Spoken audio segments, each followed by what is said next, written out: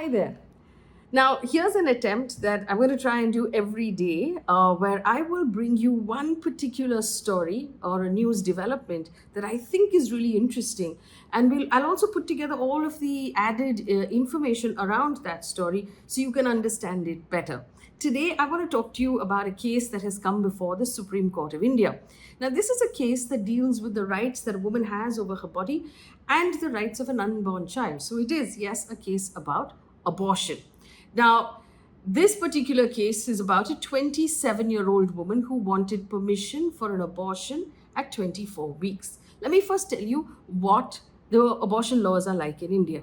Now, we have a Medical Termination of Pregnancy Act 2021, which basically says that a woman has the right to decide whether or not she wants a safe medical abortion up till 20 weeks of her pregnancy, that she decides what happens to her body and she doesn't need anybody's permission.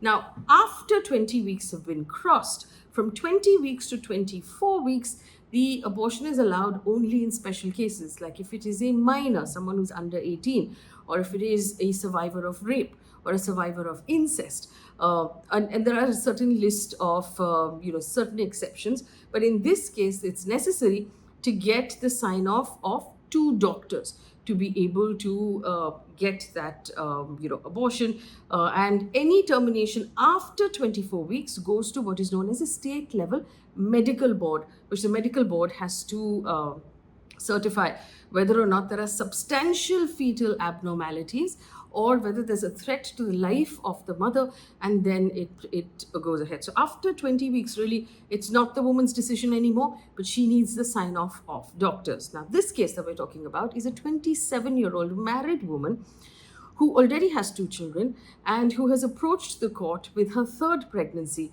And what she has said to the court is that she would like to terminate the pregnancy, which is now at week 26. She had approached at week 24.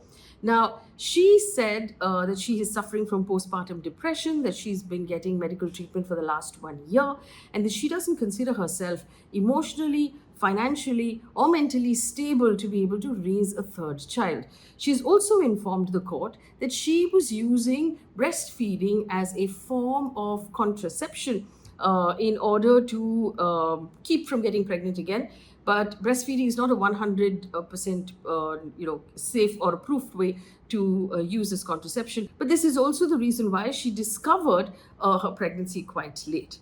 Now, the case first came up before the Supreme Court in a two-judge bench on Monday. There were two women judges who heard the case on Monday, and they decided to allow the abortion.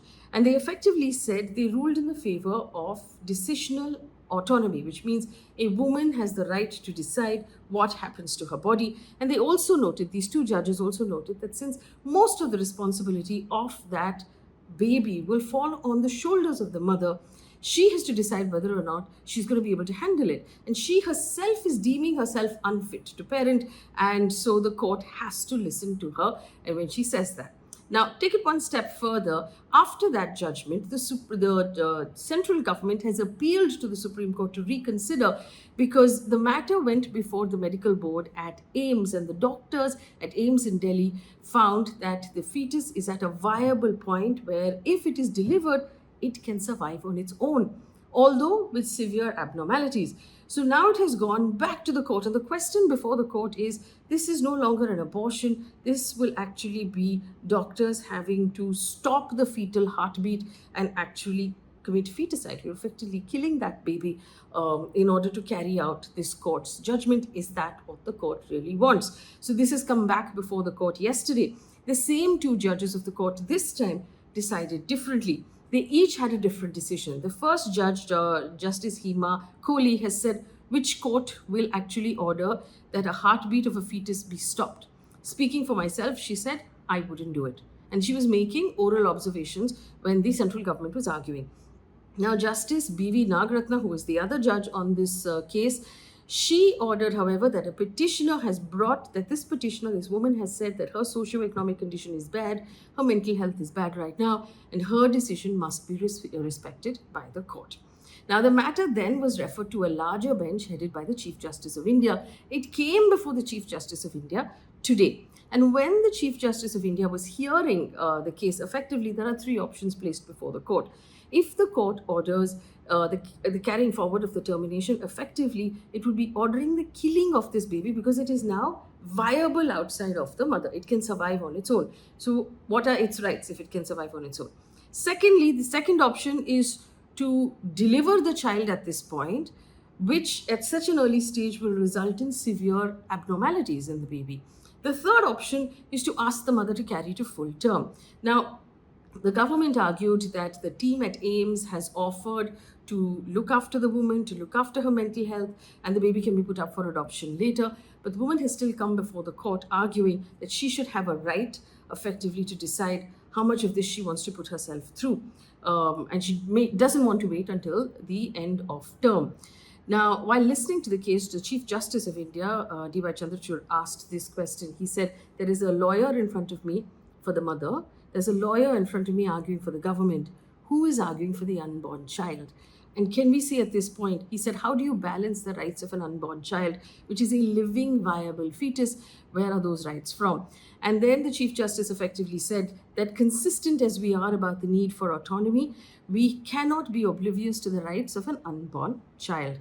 Now, that case was adjourned today and it will be heard again tomorrow. But it really brings forth the question of the rights of the baby and the rights of the mother and the kind of quality of life this baby will have going forward. Because a question like this, when it comes up before the Supreme Court, it sets a precedent as to once the court makes its decision, that decision will then be looked at by other governments, it will be looked at by smaller courts, and it sort of sets a precedent as to how these cases ought to be dealt with, because it will be a 3-judge bench headed by the Chief Justice. Also, with every day that passes, the baby becomes more and more viable and closer to 30 weeks when it is a fully viable fetus. So it'll be very interesting to see how this plays out. And for more updates, of course, you can download our Beetroot News app, which is completely free, on which we regularly post updates. We have all the stories on that app, and it's very easy to read. And you can also, like and subscribe to our YouTube channel.